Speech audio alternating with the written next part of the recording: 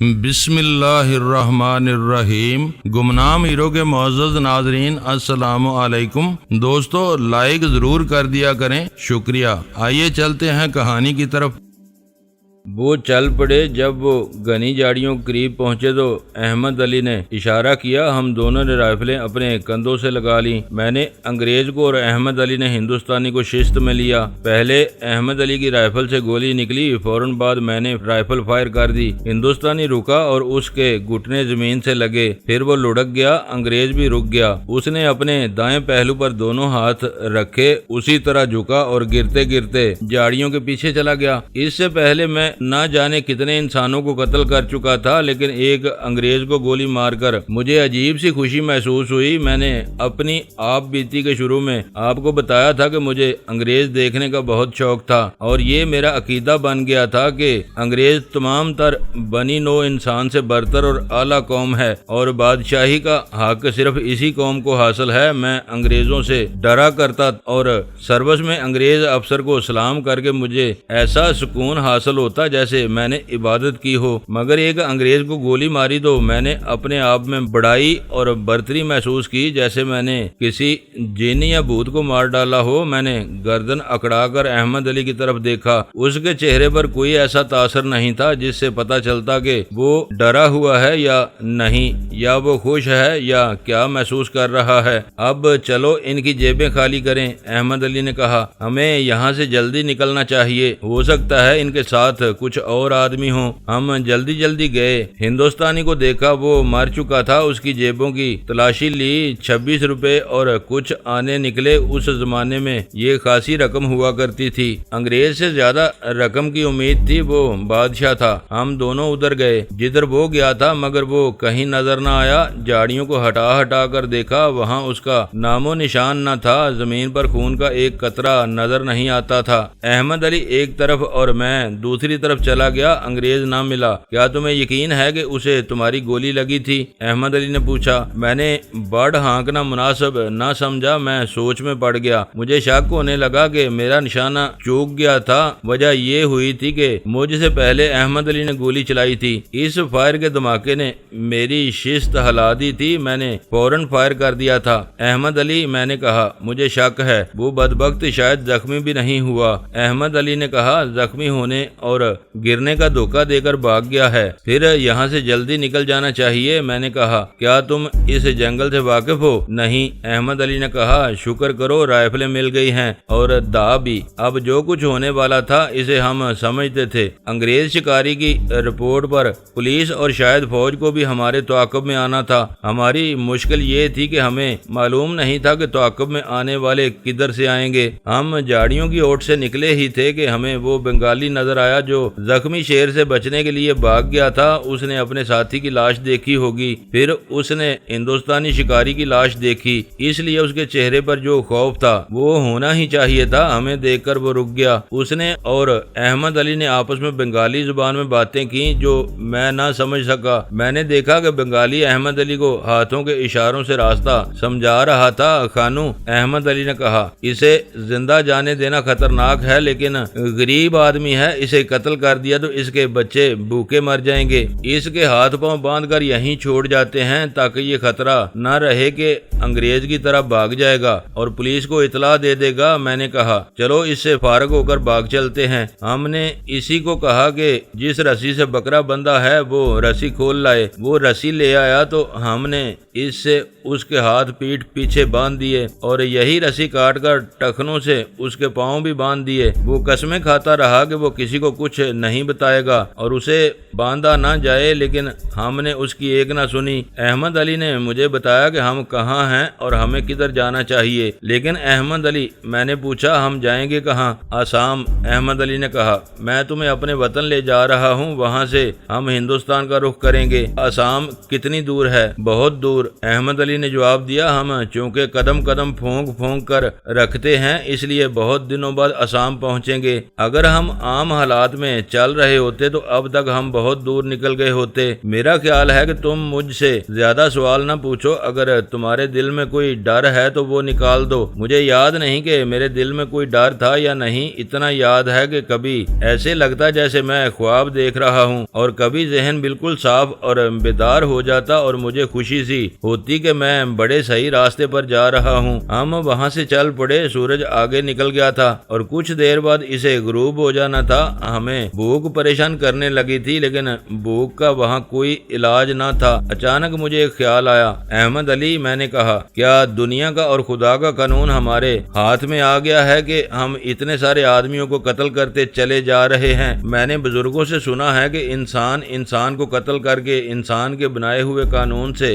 بچ سکتا ہے، خدا کے قانون میں اس کے لیے بخشش نہیں۔ ہمارا انجام کیا ہوگا؟ جو اپنے انجام کو سوچنے بیٹھ جاتے ہیں وہ کوئی کام شروع ہی نہیں کر سکتے۔ احمد علی نے کہا، تم کسی مسجد میں جا کر بیٹھنا اور اللہ اللہ کرنا چاہتے ہو۔ ہمارا مقابلہ موت سے ہے، ہم اپنی موت دوسروں پر گراتے جا رہے ہیں۔ جہاں ہم رحم کرنے پر آ گئے، موت وہیں ہمیں پکڑ لے گی۔ میں تمہیں کہہ رہا ہوں کہ ذہن صاف کر کے چلو۔ میں تمہارے مقابلے میں آدھا آدمی ہوں، اپنی جسامت دیکھو، پھر میری جسامت دیکھو، اور یہ بھی دیکھو کہ میں ڈر نہیں رہا۔ ڈرو گے تو تمہاری آدھی جان نکل جائے گی۔ میں نے ذہن سے وہم اور وسوسے نکال دیے اور ہم اس جنگل سے نکل گئے جہاں مرا ہوا شیر اور 2 انسانوں کی لاشیں پڑی تھیں۔ جس بنگالی کو ہم باندھ کر پھینک آئے تھے اس نے بتایا تھا کہ یہاں سے 15 میل دور ریلوے لائن ہے۔ انگریز کے متعلق اس نے بتایا تھا کہ جہاں اس نے شیر کو مارا تھا وہاں سے 3 میل دور ڈاک بنگلہ ہے، اور وہاں جنگل کے محکمے کے 2-3 آدمی رہتے ہیں۔ وہاں سے 9-10 میل دور ایک آبادی ہے۔ انگریز شکاری گھوڑے پر آیا تھا۔ ہم چٹانوں میں داخل ہو گئے۔ سورج نیچے جا رہا تھا۔ ہمیں ہلکی ہلکی گھراہٹ اور دوڑنے کی آہٹیں سنائی دیں۔ ہم دوڑ کر ایک چٹان پر چڑھ گئے۔ ہمیں وہ بکرا دکھائی دیا جو درخت کے ساتھ شیر کے لیے باندھا گیا تھا۔ اس کی رسی سے ہم بنگالی کو باندھ آئے تھے۔ بکرا ادھر آ نکلا تھا۔ وہ بہت تیز دوڑا آ رہا تھا اور اس کے پیچھے ایک شیر دوڑا آ رہا تھا۔ دونوں ہمارے نیچے سے گزر گئے۔ بکرا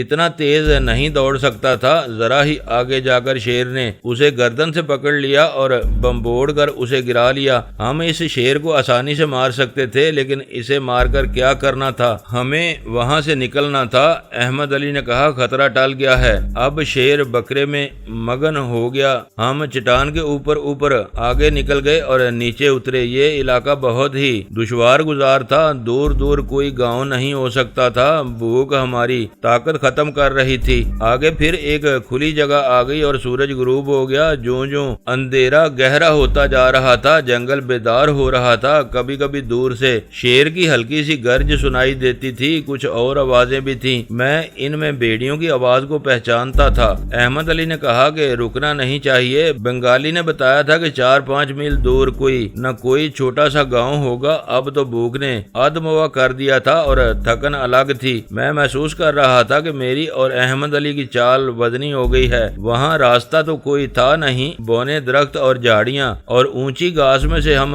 گزرتے جا رہے تھے۔ آگے ندی آ گئی۔ دوسرا کنارہ اندھیرے میں بھی نظر آ رہا تھا۔ احمد علی نے کہا کہ یہ گہری معلوم نہیں ہوتی، چلو اترو، ذرا رک جاؤ احمد علی۔ میں بیٹھ گیا اور اسے کہا، یار دم نکل رہا ہے۔ وہ بھی بیٹھ گیا۔ میں نے ندی میں سے چلو سے پانی پیا اور ایک درخت کے ساتھ پیٹھ لگا کر بیٹھ گیا۔ خانو، میرے کانوں میں آوازیں پڑیں۔ میری آنکھ کھلی تو دیکھا کہ میں زمین پر پڑا تھا اور صبح طلوع ہو رہی تھی۔ تھکن کی نیند نے مجھے بے ہوش کر دیا تھا۔ احمد علی کچھ گھبرایا ہوا تھا۔ کچھ کھانے کو ملنا چاہیے، اس نے کہا۔ چلو اٹھو۔ اس بنگالی نے کہا تھا کہ ندی پار کر جانا، چلو اترو ندی میں۔ ہم ندی میں اتر گئے۔ پانی میری کمر تک تھا۔ احمد علی کا قد چھوٹا تھا۔ پانی اس کی چھاتی تک چلا گیا۔ میں نے اس کی کمر میں بازو ڈالے رکھا اور ہم پار چلے گئے۔ درخت بڑے گھنے تھے، ان میں سے گزرے تو جنگل کھلنے لگا۔ تیز نہیں چلا جاتا تھا، ہم قدم گھسیٹتے گئے۔ اب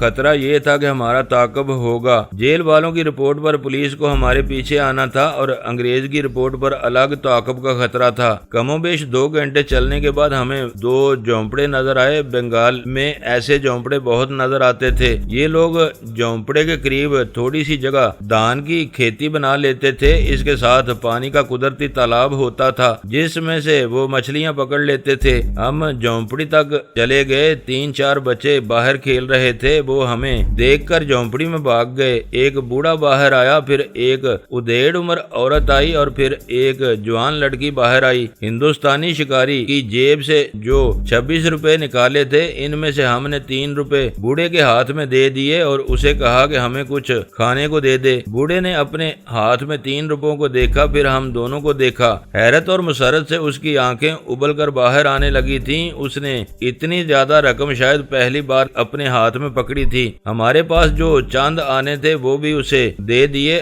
اب اس کا منہ بھی کھل گیا۔ اس نے عورت کو بلایا، وہ آئی تو اس نے یہ روپے اور آنے اسے دکھا کر کچھ کہا۔ عورت نے ہم دونوں کو دیکھا، میں نے اس کے چہرے پر چمک دیکھی۔ ان کی جوان لڑکی بھی آ گئی، اس نے بھی پیسے دیکھے اور عورت سے جو شاید اس کی ماں تھی کچھ پوچھا۔ ماں نے اسے جواب دیا تو لڑکی کا چہرہ بھی کھل گیا۔ احمد علی نے 1 روپیہ لڑکی کے ہاتھ میں دے دیا۔ میں نے بوڑھے کو دیکھا، وہ مسکرا رہا تھا، مگر لڑکی کے ہاتھ میں روپیہ دیکھ کر اس کی مسکراہٹ بجھ گئی۔ اس نے ہم دونوں کو دیکھا اور لڑکی سے کچھ کہا۔ لڑکی روپیہ واپس کرنے لگی۔ احمد علی، میں نے کہا، لڑکی کو روپیہ دے کر تم نے غلطی کی ہے۔ بوڑھا سمجھ رہا ہے کہ ہمیں اس لڑکی میں دلچسپی ہے، اس کا وہم دور کر دو۔ احمد علی نے بنگالی زبان میں بوڑھے سے کچھ کہا کہ اس لڑکی کو ہم اپنی بہن اور بیٹی سمجھتے ہیں، ہمیں صرف کھانے کے لیے کچھ چاہیے، پھر ہم چلے جائیں گے۔ اس نے بوڑھے کا وہم دور کر دیا۔ میں نے اس وقت بھی محسوس کیا تھا کہ یہ غریب لوگ ہیں اور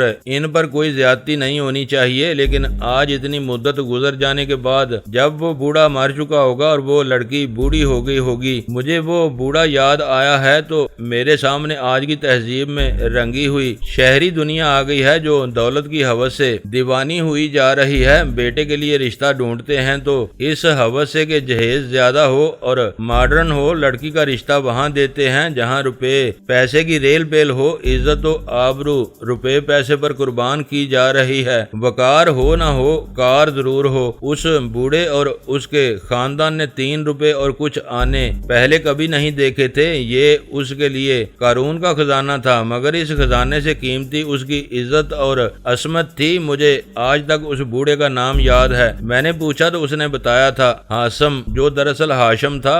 بنگالی شین کو سین بولتے ہیں۔ یہ لوگ ہمیں شکاری سمجھے تھے۔ انہوں نے ہمیں ابلے ہوئے چاول اور مچھلی کھلائی۔ جس طرح ان لوگوں کے لیے 3 روپے بہت بڑی رقم تھی، اسی طرح ابلے ہوئے چاول اور ابالی ہوئی مچھلی ہمارے لیے آسمان سے اتری ہوئی مرغن غذا تھی، ضیافت تھی۔ احمد علی اس سے بچ بچ کر راستے اور آبادیاں پوچھتا رہا۔ 14-15 سال عمر کا ایک لڑکا آیا، اس نے ٹوکری میں کھانے پینے کا سامان ڈال رکھا تھا، اسے ہم نے پہلے نہیں دیکھا تھا۔ وہ صبح ہی یہ سامان لانے کے لیے چلا گیا تھا۔ اس نے بوڑھے کو بتایا کہ قریبی ندی میں پولیس کی کشتی آ رہی تھی، اس میں 8-10 پولیس کے آدمی تھے۔ انہوں نے کشتی کنارے پر باندھی اور ادھر ادھر بکھر کر جنگل میں چلے گئے ہیں۔ احمد علی نے میری طرف دیکھا، پھر اس نے بوڑھے کے ساتھ باتیں کیں جو بعد میں اس نے مجھے بتائیں۔ ہاشم دادا، احمد علی نے اسے کہا، میرا خیال ہے کہ پولیس ہم دونوں کو ڈھونڈ رہی ہے۔ ہم دونوں کو؟ بوڑھے ہاشم نے حیران ہو کے کہا، کیا تم دونوں ڈاکو ہو؟ ہم شکار کھیلنے آئے تھے، احمد علی نے کہا، یہ کل کی بات ہے۔ ہم نے جنگل میں دیکھا کہ ایک انگریز افسر نے اس جیسی نوجوان لڑکی کو جیسی یہ تمہاری بیٹی ہے پکڑ رکھا تھا اور لڑکی رو اور چیخ رہی تھی۔ ہماری غیرت نے گوارا نہ کیا، ہم نے لڑکی کو چھڑانے کی کوشش کی۔ انگریز نے ہم پر بندوق تان لی اور ہمیں گالیاں دیں۔ میرے پاس بھی رائفل تھی، میں نے انگریز کو گولی مار دی اور اس کے نوکر چاکر جو ساتھ تھے وہ بھاگ گئے۔ انہوں نے پولیس کو رپورٹ کر دی ہوگی۔ میرا خیال ہے کہ پولیس ہماری تلاش میں ہے، ہم چھپتے پھر رہے ہیں۔ احمد علی نے دیکھ لیا تھا کہ بوڑھا غیرت مند ہے، اس لیے اس کے دماغ نے یہ کہانی گاڑ لی۔ بوڑھے پر اس کا وہی اثر ہوا جس کی ہمیں توقع تھی۔ تم نے انگریز کو مار دیا ہے، بوڑھے نے خوشی اور حیرت سے کہا۔ تم یہاں بہادر بنگالی ہو، لیکن ہاشم دادا، احمد علی نے کہا، تم ہمیں یہاں چھپا سکتے ہو، پولیس چلی جائے گی تو ہم چلے جائیں گے۔ چھپا لوں گا، بوڑھے نے کہا۔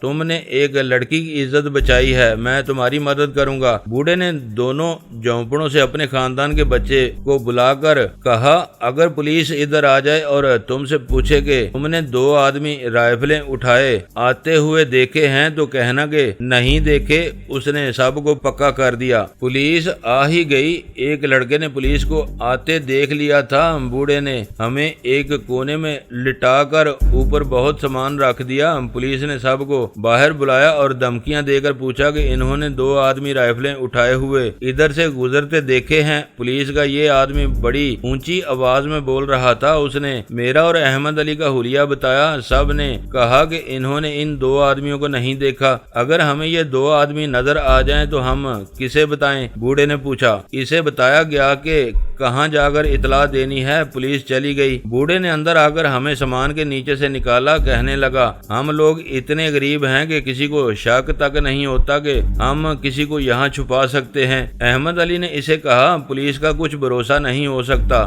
یہ لوگ 1-2 دن جنگلوں میں ہی گھومتے پھرتے رہیں گے، اس صورت میں ہمیں 2-3 دن یہیں رہنا ہوگا۔ بوڑھے نے کہا تم لوگ جتنے دن چاہو یہاں رہ سکتے ہو۔ ہم نے اسے 5 روپے اور دے دیے۔ ہم 3 دن وہاں رہے۔ ہم سارا دن جھونپڑے میں رہتے اور رات کو ٹہلنے کے لیے باہر نکلتے تھے۔ چوتھے دن کی صبح ابھی اندھیری تھی جب ہم اس جھونپڑے سے نکلے اور بوڑھے کی بتائی ہوئی سمت روانہ ہو گئے۔ اس نے ندی کا پل بتا دیا تھا، اس سے ہم نے ندی پار کی۔ جوں جوں صبح کی روشنی پھیلتی جا رہی تھی خطرہ بڑھتا جا رہا تھا۔ بوڑھے نے کہا تھا کہ آسام تک پہنچنے کا یہ راستہ کچھ چھوٹا ہے لیکن راستے میں ایک علاقہ خطرناک ہے۔ اس میں اس نے کہا تھا کہ دلدل اور تالاب ہیں اور ان میں 2-2 3-3 گز لمبے مگرمچھ رہتے ہیں۔ بعض لوگوں نے پانی میں رہنے والا اژدہا بھی دیکھا تھا، مگر مگرمچھوں کے متعلق اس نے یہ خطرہ بتایا کہ وہاں کی زمین کا رنگ ان کے رنگ سے ملتا ہے اور یہ چپ چاپ اور بے حرکت پڑے رہتے ہیں۔ ہمارے لیے اس علاقے سے گزرنا اس لیے بہتر تھا کہ ادھر سے کوئی بھی نہیں گزرتا، آبادی کا نشان نہیں تھا۔ اس نے بتایا کہ وہاں سے تقریباً 3 میل آگے ریلوے لائن ہے۔ احمد علی دراصل ریلوے لائن تک پہنچنا چاہتا تھا، کہتا تھا کہ کسی مال گاڑی پر چڑھ جائیں گے اور چھپ کر کہیں اتر جائیں گے۔ ہم چلتے گئے، یہ سفر ویسا ہی تھا جیسا آپ کو پہلے سنا چکا ہوں۔ اب ہمارے پاس رائفلیں تھیں جو ہمیں خطروں سے بچا سکتی تھیں اور ہمارے لیے خطرہ بھی تھیں، کیونکہ بھاگ نکلنے والے انگریز نے پولیس کو بتایا ہوگا کہ ایک مجرم لمبے قد کا کوبی ہیکل ہے اور دونوں کے پاس وینچسٹر رائفلیں اور دا ہیں۔ ان ہتھیاروں کو ہم چھپا نہیں سکتے تھے۔ بہرحال بنگال کے جنگل اور ویرانے ہماری بہت مدد کر رہے تھے۔ احمد علی، میں نے کہا میں اپنے گاؤں نہ چلا جاؤں، تم بھی ساتھ چلے چلو۔ کانو، تم ASI رہ چکے ہو، اس نے کہا، لیکن کچھ نہیں سمجھتے۔ ان 4-5 دنوں میں تمہارے گاؤں تمہارے تھانے کی پولیس جا چکی ہوگی، ادھر سے اطلاع چلی گئی ہوگی کہ محمد خان وہاں سے آئے تو گرفتار کر کے چٹاگنگ پہنچا دیا جائے۔ جب تک تم گرفتار نہیں ہو جاتے تمہارے گاؤں پر نمبردار اور مخبروں کے ذریعے پولیس کی نگرانی رہے گی۔ وہاں تمہارے دشمن بھی ہیں، گاؤں کو دل سے اتار دو۔ ہاں، یہ ہو سکتا ہے کہ کسی وقت تمہارے باپ کے قاتلوں کو قتل کرنے چلیں گے۔ خدا کی قسم ان کے خاندان کا کوئی بچہ بھی زندہ نہیں چھوڑیں گے۔ یہ سن کر میرے حوصلے تازہ ہو گئے۔ اس کے ساتھ ہی مجھے اپنی بیوی اور بچہ یاد آ گیا، لیکن بیوی کی یاد سے رانی میری نظروں کے سامنے آ گئی۔ میں اس کے تصور میں محو ہو گیا۔ مجھے افسوس ہوا کہ میں اب رانی کو کبھی نہ دیکھ سکوں گا۔ احمد علی، اب رانی کو تو کبھی نہ دیکھ سکیں گے۔ انسان زندہ رہیں تو کہیں نہ کہیں مل ہی جاتے ہیں۔ ادھر سورج افق کے قریب چلا گیا۔ ادھر ہم اس علاقے میں داخل ہو گئے جس میں دلدل تھی اور پانی جگہ جگہ کھڑا تھا۔ احمد علی نے کہا کہ یہاں سے گزر گئے تو آگے علاقہ صاف ہوگا اور ریلوے لائن آ جائے گی۔ بوڑھے نے کچھ ابلے ہوئے چاول اور مچھلی ساتھ باندھ دی تھی، وہ ہم دونوں کھا چکے تھے۔ بھوک اور تھکن نے پھر حملہ کر دیا۔ میں ذرا سستانے بیٹھ گیا۔ احمد علی کھڑا ادھر ادھر دیکھ رہا تھا۔ وہ اچانک بیٹھ گیا اور بولا، خانو، میگزین میں راؤنڈ پورے کر لو، سوار گشت آ رہی ہے۔ میں نے ایک جھاڑی کی اوٹ سے دیکھا، کوئی 150 قدم دور 6 گھڑ سوار ہماری طرف آ رہے تھے۔ وہاں درخت ذرا اونچے اور بہت کم تھے۔ یہ پولیس کے سوار تھے۔ سب سے آگے والے گھوڑے پر ایک انگریز افسر سوار تھا۔ مجھے یہ سوال پریشان کرنے لگا کہ انہوں انہوں نے ہمیں دیکھ لیا ہے یا کسی کی مخبری پر ہمارے تعاقب میں آ رہے ہیں۔ ہم نے رائفلوں کی میگزینوں میں 5 راؤنڈ ڈال لیے اور ایک راؤنڈ چیمبر میں ڈالا۔ ہم اور پیچھے ہٹتے گئے۔ یہاں بلند جگہوں کی طرح چٹانیں تھیں اور زمین پر کیچڑ اور دلدل۔ اس جگہ درخت اور پودے عجیب قسم کے تھے۔ بلند جگہوں پر گھاس زیادہ اور اونچی تھی۔ ہم دونوں ایسی ہی ایک بلند جگہ پر چڑھ گئے اور گھاس میں اس طرح لیٹ گئے کہ ہمیں سوار پولیس اچھی طرح نظر آ رہی تھی۔ احمد علی نے مجھے کہا کہ میں گھبرا کر فائر نہ کر دوں۔ سوار ادھر ہی آ رہے تھے، پھر وہ اتنے قریب آ گئے کہ ہر ایک آدمی کے چہرے کے نقش صاف نظر آتے تھے۔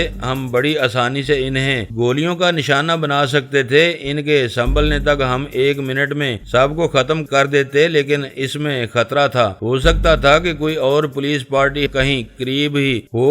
گولیوں کی آوازوں پر وہ فوراً پہنچ جاتی۔ ہم بلا وجہ لڑائی سے گریز نہیں کر رہے تھے۔ انگریز پولیس انسپیکٹر تھا۔ اس نے اپنا گھوڑا بالکل وہاں روکا جہاں چند منٹ پہلے میں اور احمد علی رکے تھے۔ دوسرے سوار باہر رکے رہے۔ انگریز اندر تک آیا، ادھر ادھر گیا، کہیں رکا اور دیکھا۔ مجھے ڈر تھا کہ اسے ہمارا کوئی سراغ یا کھرا مل جائے گا۔ انگریز افسروں کے دماغ بہت باریک تھے۔ وہ جہاں رکتا وہاں نیچے ضرور دیکھتا تھا۔ ہمارے دل بری طرح دھڑک رہے تھے۔ ایک منٹ لمبا ہو گیا تھا۔ آخر انگریز نے گھوڑا موڑا، اپنی پارٹی کے قریب آیا، کچھ کہا اور وہ واپس چل پڑے۔ پارٹی نے گھوڑے موڑے اور اس کے پیچھے چلی گئی۔ اب ان کی رفتار تیز تھی۔ یہ ہمارے لیے خطرے کا الارم تھا۔ مجھے یقین نہیں تھا کہ یہ پارٹی ہماری تلاش میں آئی تھی یا معمول کے مطابق گشت پر تھی، لیکن ہم دور کسی غریب سے انسان کو کھڑا دیکھتے تھے تو لگتا تھا جیسے اسے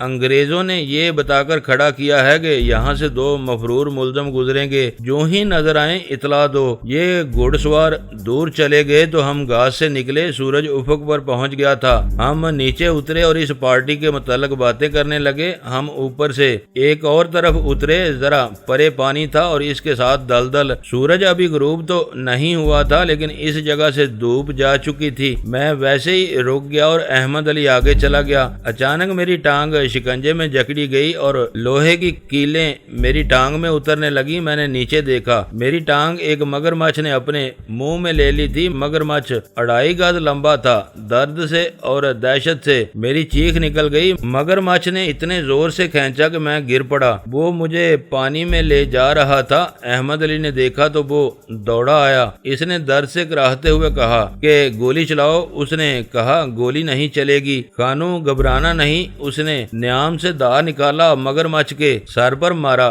کچھ اثر نہ ہوا۔ احمد علی عقل والا آدمی تھا۔ اس نے دھا مگرمچھ کی ایک آنکھ میں مارا، پھر اسی آنکھ میں ایک اور بار کیا۔ مگرمچھ کی گرفت ڈھیلی پڑ گئی۔ احمد علی نے دھا اس کے منہ میں دے دیا۔ اس کی یہ جگہ نازک تھی۔ مگرمچھ شیر کی طرح زخمی ہو کر حملہ نہیں کیا کرتا۔ اس نے مجھے چھوڑا اور بھاگ کر پانی میں چلا گیا۔ میں اٹھا اور اس جگہ سے ہم دوڑ کر باہر نکلے۔ میری ٹانگ خون سے لال ہو گئی تھی، پتلون میں کئی سوراخ ہو گئے تھے۔ یہاں سے مگرمچھ کے دانت میری ٹانگ میں اترے تھے، لیکن میں نے یہ دیکھا کہ دانت گہرے نہیں اترے تھے۔ مگرمچھ کے دانت بہت خوفناک ہوتے ہیں، ان سے تو میری ٹانگ کا قیمہ ہو جانا چاہیے تھا، مگر زخم گہرے نہیں تھے۔ مجھے بعد میں پتا چلا کہ مگرمچھ کے دانت کھانے کے استعمال میں نہیں آتے، ان سے وہ شکار کو صرف پکڑنے کا کام لے سکتا ہے۔ شکار کو منہ میں جکڑ کر پانی میں لے جاتا ہے۔ جب شکار مر جاتا ہے تو اسے پانی سے باہر لا کر رکھ دیتا ہے۔ اگر شکار بڑا ہو جیسا میں تھا تو اسے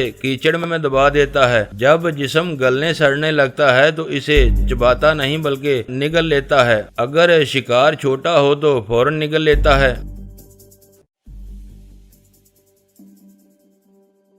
دوستو ویڈیو کو لائک ضرور کر دیا کریں۔ ISI پاک آرمی زندہ باد، پاکستان پائندہ باد۔ معزز ناظرین، اپنا خیال رکھیے گا اور اپنے اس چینل کا بھی شکریہ۔